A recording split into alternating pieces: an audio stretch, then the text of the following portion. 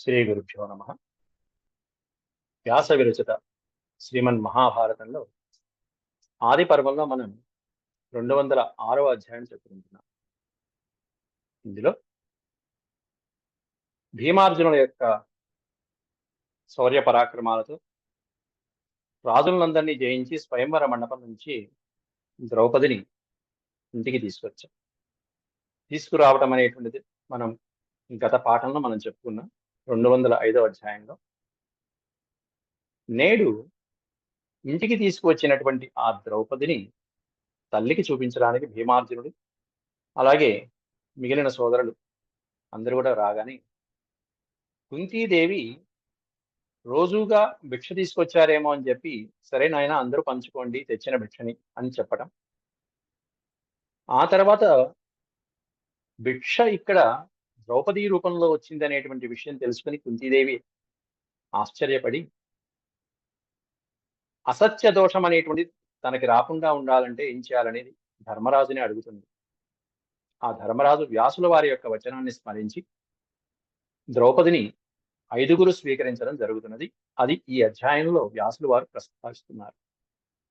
ముందుగా దైవస్మరణ చేసుకుని మనం నేటి ప్రవచనాన్ని ప్రారంభించుకుందాం.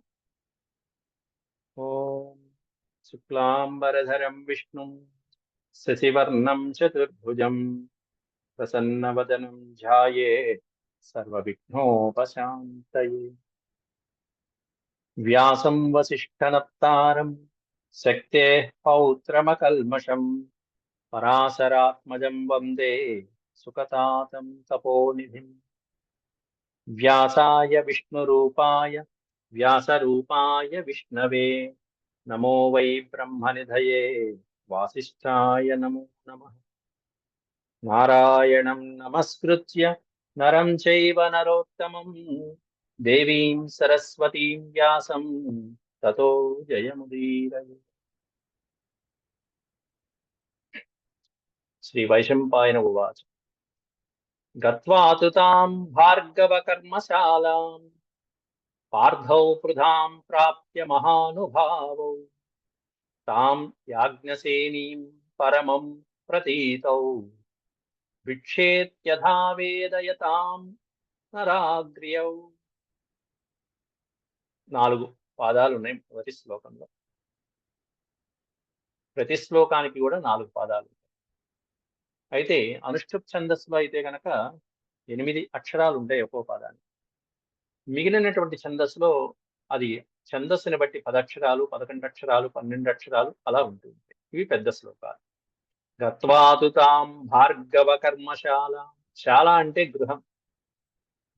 పాండవులు కుంతీదేవితో పాటుగా అక్కడ ఎవరింట్లో నివసిస్తున్నారు ఆ పాంచాల దేశంలో అంటే ఒక కుమ్మరివాడి ఇంట్లో నివసిస్తున్నారు. భార్గవ కర్మశాల అంటే కుమ్మరివాడి ఇంట్లో. ఆ ఇంట్లో ఉన్నటువంటి కుంతీదేవి దగ్గరికి ద్రౌపదితో పాటుగా వెళ్ళారు. అక్కడ పరాక్రమాన్ని ప్రదర్శించినటువంటి వాళ్ళు ఎవరిద్దరు అంటే భీమార్జునులు ఇద్దరు ముందున్నారు. వాళ్ళిద్దరూ ముందున్నారు, వెనకాల ద్రౌపది, ఆ వెనకాల మిగతా సోదరులు.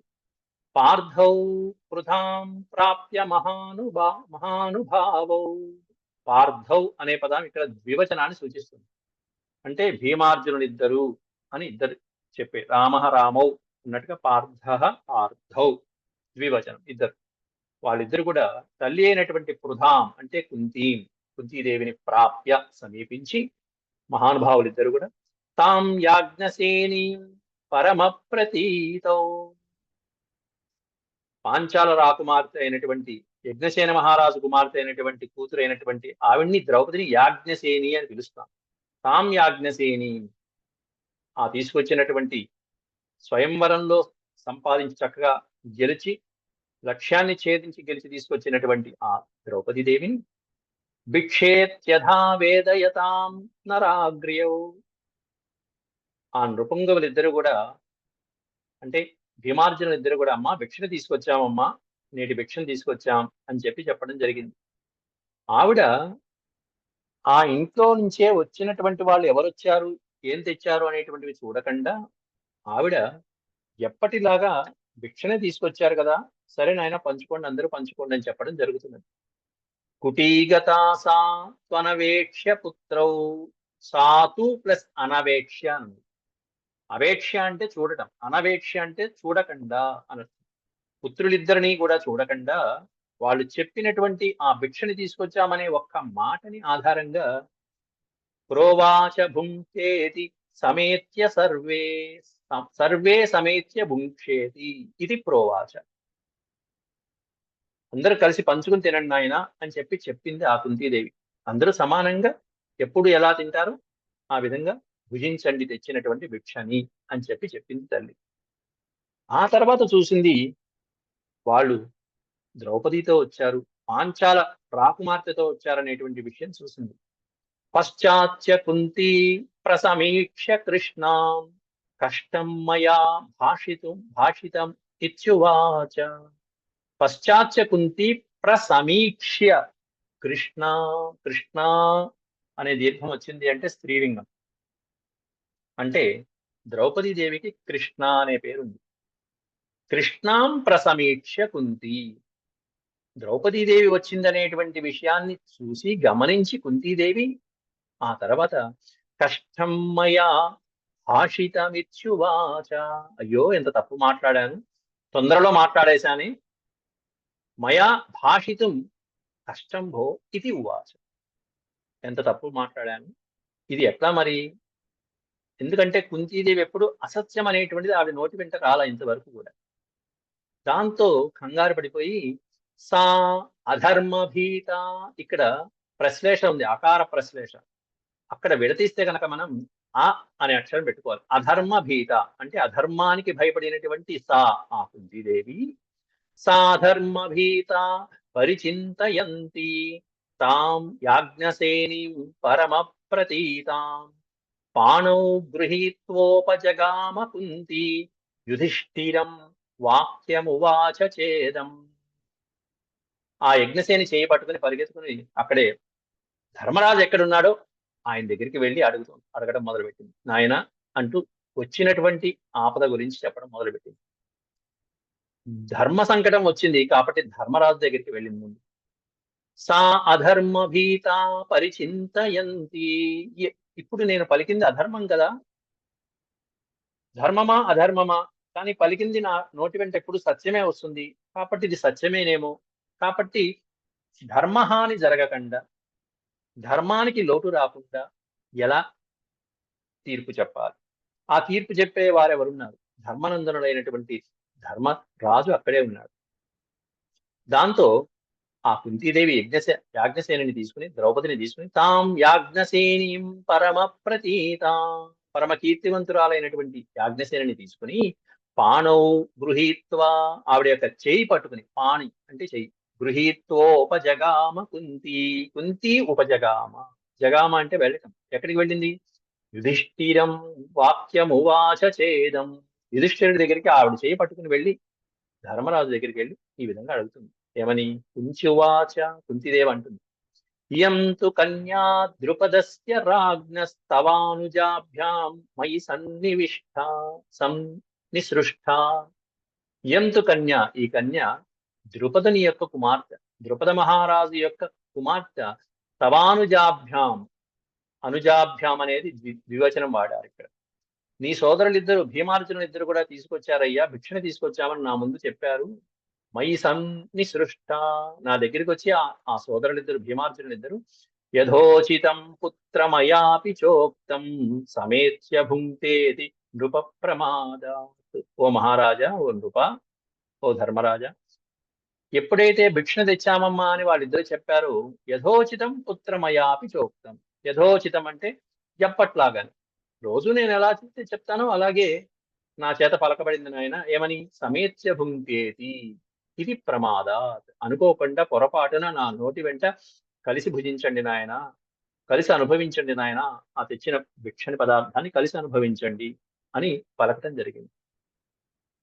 అలా కాబట్టి ఇప్పుడు ఆవిడ సందేహం ఏంటంటే, ఎప్పుడు అసత్యం ఆడనటువంటి నేను ఇప్పుడు అసత్యం ఆడినట్టు కదా, కాబట్టి నేను అన్న మాట ఎలా సత్యం అవుతుంది? అలాగే ఈ కన్యకి అధర్మ దోషం అంటకుండా ఎలా ఉంటుంది అనే సందేహాన్ని ఇక్కడ ధర్మరాజు దగ్గర వెలుగుచ్చుతుంది, చెప్తుంది. మయా కథం నానృతముక్తమద్య. అనృతం అంటే అసత్యం, ఋతము అంటే సత్యం, అనృతం అంటే అసత్యం. మయా కథం నానృతం ఉక్తమద్య. అద్య ఉక్తం అంటే నేడు పలికినటువంటి మాట, ఇప్పుడు నేను పలికినటువంటి మాట ఏ విధంగా అసత్యం కాకుండా సత్యం అయ్యేట్టుగా ఎలా ఉంటుంది, అసత్యం అవ్వకూడదు. మయా కథం నానృతముక్తమద్య భవేత్ కురూణాం వృషభ బ్రవీహి. బ్రవీహి అంటే చెప్పు నాయన. కురూణాం వృషభ, కురువంశంలో శ్రేష్టమైనటువంటి ఓ ధర్మనందన, కథం భవేత్, నేను చెప్పినటువంటి మాట సత్యం కాకుండా, అసత్యం కాకుండా సత్యమే అయ్యేట్టుగా ఉండేటువంటి ఉపాయం ఏదైనా ఉంటే చెప్పు. అలాగే పంచాల రాజస్య సుతాం అధర్మో. నువ్వు చెప్పేటువంటి ఆ సలహా, ఇదిగో ఈ పాంచాల రాకుమార్తె అయినటువంటి ద్రౌపదికి మాత్రం అధర్మహాని, అధర్మం అనేటువంటిది కలగకూడదు, ధర్మహాని ఉండకూడదు, అధర్మం చేశారనే మాట రాకూడదు. పంచాల రాజస్య సుతామధర్మో నచోపవర్తేత న విభ్రమేశ్చ.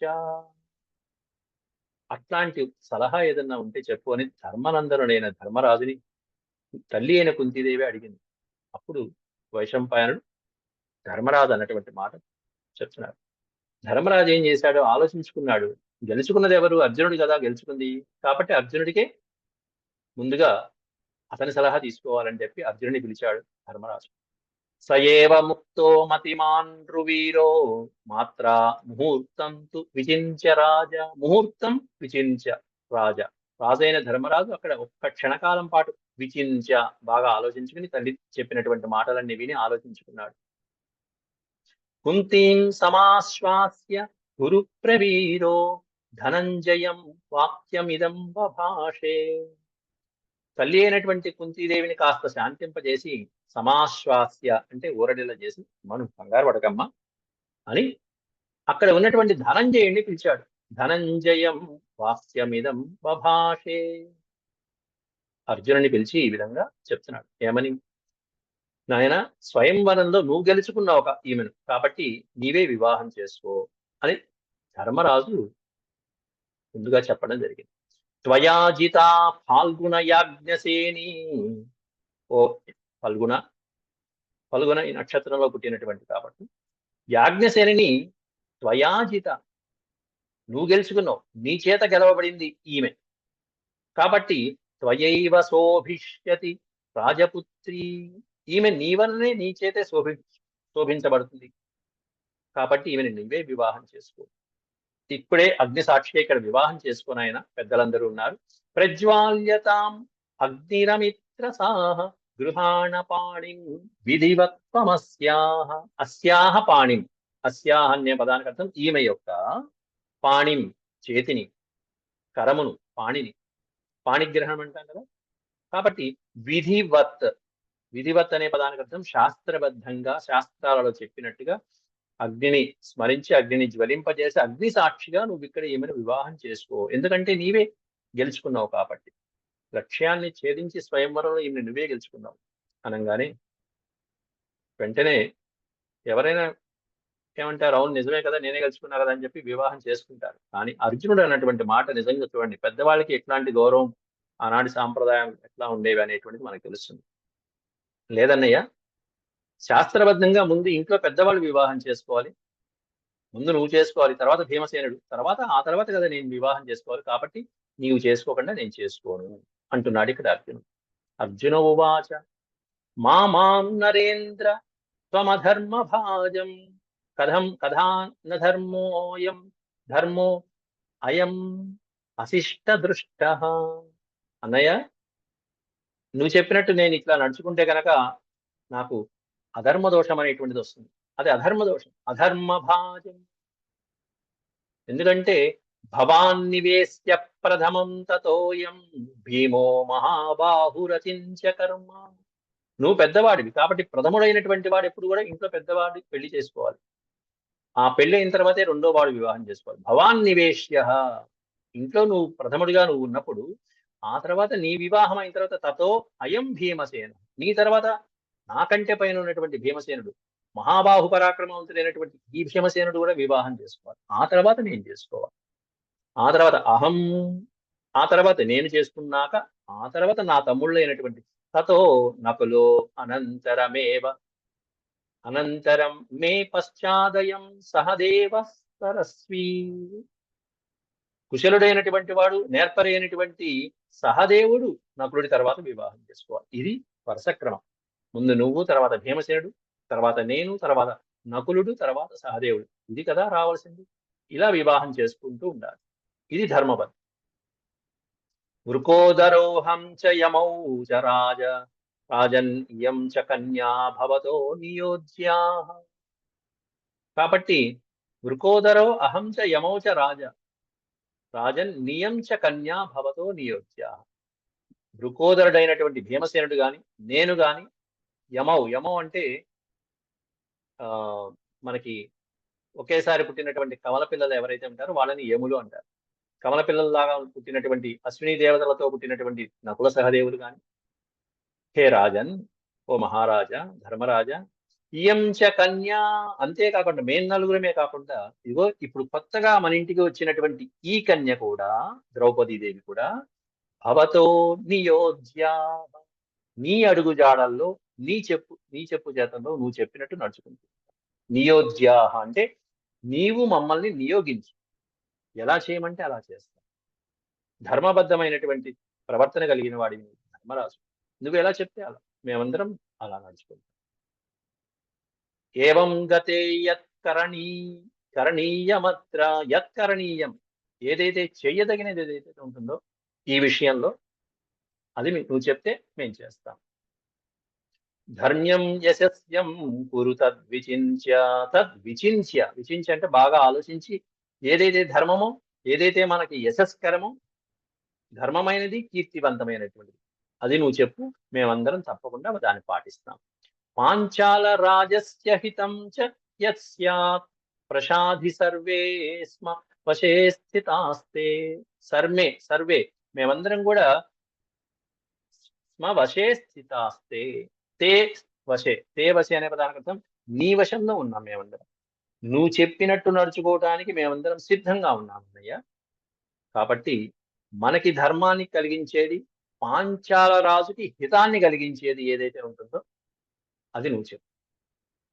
మనకి యశస్సు కలగాలి, ధర్మంగా ఉండాలి, కీర్తి కలగాలి. మనకి ఏ నిర్ణయం అయితే తీసుకుంటామో ఆ నిర్ణయం పాంచాల రాజుకి మంచి హితాన్ని కలిగించాలి. అట్లాంటిది ఏదైనా ఉంటే యత్ ప్రసాధి అనే పదానికి అర్థం ఆజ్ఞాపించు, నువ్వు ఆజ్ఞాపించు, నువ్వు శాసించు, అట్లాంటి దాన్ని మేం పాటిస్తాం అని చెప్పి అర్జునుడు చాలా వినయంగా చెప్పాడు అక్కడ. దాంతో ఆ తర్వాత వైశంపాయనుల వారు ఈ భాగాన్ని వివరిస్తూ జనమేజయ మహారాజుకి అర్జునుడు అలా చెప్పేటప్పటికి ధర్మనందనుడు ఏం చేశాడు? జిష్ణోర్వచనమాజ్ఞాయ భక్తి స్నేహ సమన్వితం దృష్టిం నివేశయామాసు పాంచాల్యాం పాండునందనాహ అనేది బహువచన వాచకం. ఒకరు కాదు, ధర్మనందనుడు ఒకడే కాదు, ధర్మరాజు ఒకడే కాకుండా పాండుసుతులైనటువంటి 5గురు కూడా వెంటనే దృష్టిం నివేశయామాసు పాంచాల్యాం, పాంచాల రాజకుమార్తె అయినటువంటి ద్రౌపది మీద దృష్టిని నిలిపారుట. ఎప్పుడు?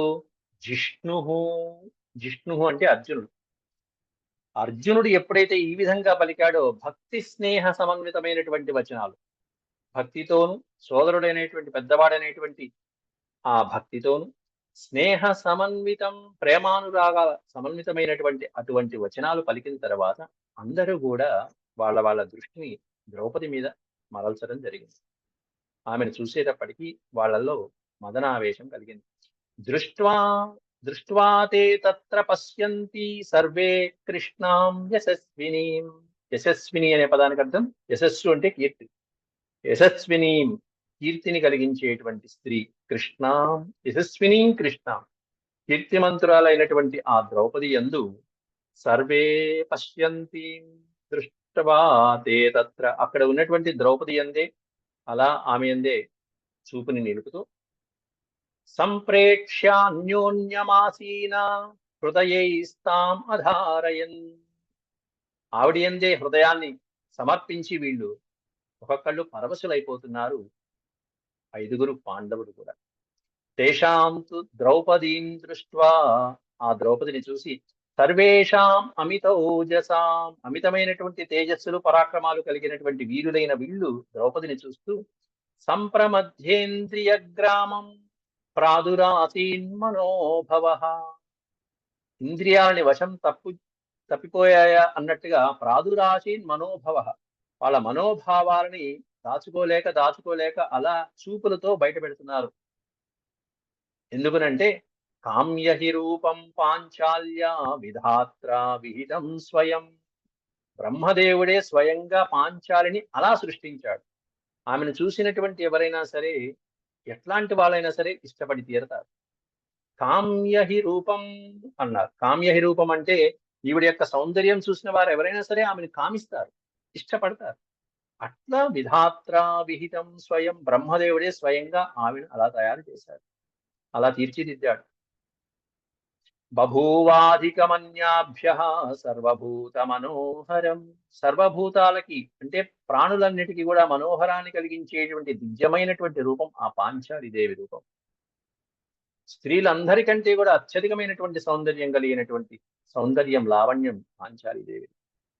అట్లాంటి ఆవిడ మీద దృష్టిని నిలిపినటువంటి పాండవులు తేషాం ఆకార భావజ్ఞః, ఎప్పుడైతే నలుగురు సోదరులు కూడా ద్రౌపదినే అలా తదేకంగా చూడటం గమనించాడో, మరుక్షణంలో తేరుకున్నటువంటి ధర్మరాజు వాళ్ళని పరిశీలించి చూసి, నలుగురు సోదరులు కూడా ఇలా ద్రౌపదిని ఇష్టపడుతున్నారు అనే విషయం తెలుసుకున్నాడు. ఎందుకంటే ఆకార భావజ్ఞ అనే పదం పెట్టారు ఇక్కడ వ్యాసుల వారు.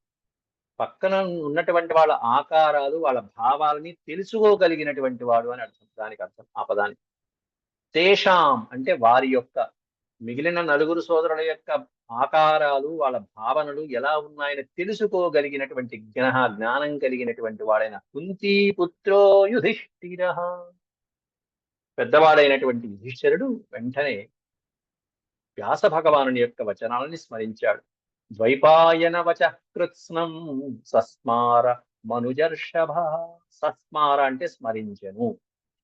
మనుజ ఋషభుడైనటువంటి మహానుభావుడైనటువంటి మహారాజు అయినటువంటి యుధిష్ఠిరుడు ద్వైపాయన వచ సస్మార, ద్వైపాయనుడు అంటే ద్వీపమునందు పుట్టినటువంటి వ్యాస భగవానుడి యొక్క వచనాలు ఏవైతే ఉన్నాయో ఆ వచనాల్ని స్మరించి, ఎందుకంటే వచ్చేటప్పుడే వ్యాసుల వారే చెప్పారు, ద్రౌపది స్వయంవరం జరుగుతుంది నాయన, మీరు ఐదుగురు వివాహం చేసుకోండి, ఆమెతో మీకు వివాహం జరుగుతున్నది అని ముందే వ్యాసుల వారు విన్నవించారు. ఆ విషయాల్ని గుర్తు చేసుకుని అబ్రవీత్ సహితాన్ భ్రాతృన్ మిథో భేద భయాన్ నృప, భయాన్ని భేదాన్ని లేకపోతే కపటోపాయాన్ని ఇవన్నీ వదిలిపెట్టేసి మహారాజు అయినటువంటి యుధిష్ఠిరుడు స్పష్టంగా ఒక మాట చెప్తున్నాడు. అబ్రవీత్ సహితాన్ భ్రాతృన్, సోదరులతో ఒక మాట చెప్తున్నాడు. ఏమనంటే సర్వేషాం ద్రౌపదీ భార్య భవిష్యతి నశుభ, ఈ మాట చెప్పాడు సోదరులతో. ఈ ద్రౌపది మనకి సర్వేషాం భార్య భవిష్యతి, శుభకరమైనటువంటి ఈవిడ మన ఐదుగురికి కూడా భార్య అవుతుంది. భవిష్యతి అంటే అవుతున్నది, నహ అంటే మనకి, శుభకరమైనటువంటి ఈవిడ మనందరికీ, సర్వేషాం మనందరికీ కూడా భార్య అవుతుంది అనే మాట పలికాడు ధర్మరాజు. అప్పుడు జనమేజయుడు ఒక బ్రేక్ వేశాడు. వైశంపాయన మహర్షికి ఒక సందేహాన్ని వెలుగుచ్చాడు. అది సరేనయ్యా, ఈవిడ స్వయంవరం నుంచి తీసుకొచ్చేసారి ఇక్కడ వీళ్ళు ఐదుగురు వివాహం చేసుకుంటున్నారు అని ఇక్కడ ఎక్కడో స్వయంవరంలోనే అడగాల్సిన సందేహం ఇక్కడ అడుగుతున్నాడు జనమేజయుడు. సతాపి శక్తేన చ కేశవేన సద్యం ధనుస్తన్న కృతం కిమర్థం, సతాపి శక్తేన కేశవేన, కేశవుడు అంటే శ్రీకృష్ణ పరమాత్ముడు, ఆనాడు స్వయంవరంలోనే ఉన్నాడు కదా, శ్రీకృష్ణ పరమాత్ముడు ఎందుకు ధనస్సు ఎక్కుపెట్టి లక్ష్యాన్ని ఛేదించలేదు అని అడుగుతున్నాడు కదా జనమేజయుడు. సతాపి శక్తేన కేశవేన, కేశవుడికి అంత శక్తి ఉన్నప్పటికీ కూడా, శక్తి కలిగినటువంటి వాడైనప్పటికీ కూడా, లక్ష్యాన్ని ఛేదించే కలిగిన వాడైనప్పటికీ కూడా, సద్యం ధనుహు తన్ నకృతం కిమర్థం, కిమర్థం అంటే ఎందుకు ధనస్సుని ఎక్కుపెట్టి లక్ష్యాన్ని ఛేదించలేదు. విద్ధం చ లక్ష్యం నచ కస్య హేతో, ఏ కారణంతో లక్ష్యాన్ని ఛేదించలేదు ఆ శ్రీకృష్ణ పరమాత్ముడు స్వయంవరంలో. ఆచక్ష్వ తన్మే ద్విపదాం వరిష్ఠ. అక్కడ ద్విపదాం వరిష్ఠ, అక్కడ మానవుల జన్మలో జన్మనెత్తినటువంటి శ్రీకృష్ణ పరమాత్ముడు చాలా గొప్పవాడైనటువంటి ఆయన, అలాగే మహానుభావుడు అయినటువంటి నీవు నాకు ఈ విషయాన్ని చెప్పు. ఆయన ఈ విధంగా ఎందుకు చేయలేదు? ఎక్కువ పెట్టగలిగినటువంటి సామర్థ్యం ఉన్నా కూడా ఎందుకు లక్ష్య పెట్టలేదు అని చెప్పి అక్కడ స్వయంవరంలో అడగాల్సింది ఇక్కడ. ఇది కొన్ని పుస్తకాలలో మనకి అధిక పాఠంగా ఇచ్చారు ఈ శ్లోకాలు, ఒక 5-6 శ్లోకాల వరకు. వైశంపాయన ఉవాచ శక్తేన కృష్ణేన చ కార్ముకం తన్నారోపితం జ్ఞాతు కామేన పార్థాన్ పరిశ్రవాదేవ బభూవ లోకే జీవంతి పార్థ ఇది నిశ్చయోస్య. వైశంపాయనుడు దానికి సమాధానం చెప్తూ, అయ్యా, శ్రీకృష్ణుడికి పరమాత్ముడికి శక్తి ఉన్నప్పటికీ కూడా కార్ముకం, కార్ముకం అంటే ధనస్సు, తన్నారోపితం జ్ఞాతు కామేన పార్థాన్, అర్జునుడు ఎక్కువ పెడతాడు, పాండవులే ద్రౌపదిని పెళ్లి చేసుకుంటారనేటువంటి విషయాన్ని తెలిసే ఆరోపించలేదు. తన్నా ఆరోపితం, ఈ ధనస్సుని ఎక్కువ పెట్టలేదు. పరిశ్రవాదేవ బభూవ లోకే జీవంతి పార్థ ఇది నిశ్చయోస్య, అప్పటికే లక్ష ఇంటిలో దగ్ధమైపోయారు పాండవులందరూ అని ప్రజలు అనుకుంటున్నారు. కానీ ఒక్క పరమాత్ముడికి మాత్రం తెలుసు, పరిశ్రమాదేవ బభూవ లోకే జీవంతి పార్థ ఇది. లోకంలో పాండవులు, ముఖ్యంగా అర్జునుడు, పార్థ, కృతకుమారులైనటువంటి కుంతీపుత్రులు జీవించే ఉన్నారని నిశ్చయం ఆయనకు తెలుసు, దృఢ నిశ్చయం. అందువలన పాండవులు ఎక్కడ ఉన్నా సరే ఈ స్వయంవరానికి వస్తారు, వాళ్ళని చూడాలి స్వయంవరంలో అనే వచ్చాడు. అన్యాన్ అశక్తాన్ నృపతీన్ సమీక్ష్య, అన్యాన్ అశక్తాన్, స్వయంవరానికి వచ్చినటువంటి మిగతా అన్య రాజులందరూ కూడా ఆ లక్ష్యాన్ని ఛేదించడానికి అశక్తులైపోయారు. నృపతీన్ సమీక్ష, నృపతీన్ అంటే మహారాజులు. ఎంతో మంది మహారాజులు ఆ లక్ష్యాన్ని ఛేదించడానికి ఎన్నో రకాలుగా ప్రయత్నించారు, విఫలమైపోయారు. అవన్నీ ఆ సందర్భాలన్నీ కూడా చూశాడు దగ్గరుండి మహానుభావుడు పరమాత్ముడు. స్వయంవరే కార్ముకేనోత్తమేన, ఉత్తమమైనటువంటి ఆ కార్ముకాన్ని, ఆ ధనస్సుని స్వయంవరంలో ఎక్కువ పెట్టలేనటువంటి మిగతా రాజుల యొక్క పరాభవ సన్నివేశాలన్నీ చూశాడు, అవమానకర సన్నివేశాలన్నీ చూశాడు. ఎక్కుపెట్టినటువంటి ధనంజయుడి పరాక్రమాన్ని చూశాడు.